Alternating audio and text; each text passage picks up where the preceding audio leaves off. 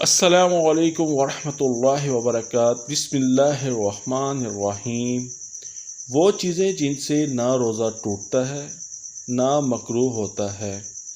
Number 1، سرما لگانا، بدن پر تیل ملنا یا سر میں تیل ڈالنا، ٹھنڈک یا پیاس بجھانے کے لیے غسل کرنا، مسواک کرنا، خوشبو لگانا یا سونگھنا، بھولے سے کچھ کھا پی لینا،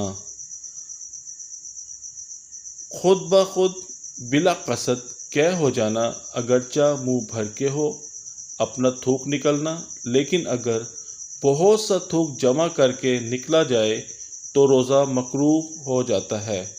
بلا قصد مکھی اور دھوئیں کا حلق میں اترنا۔ انجیکشن لگوانے سے روزہ نہیں ٹوٹتا، احتلام سے روزہ نہیں ٹوٹتا۔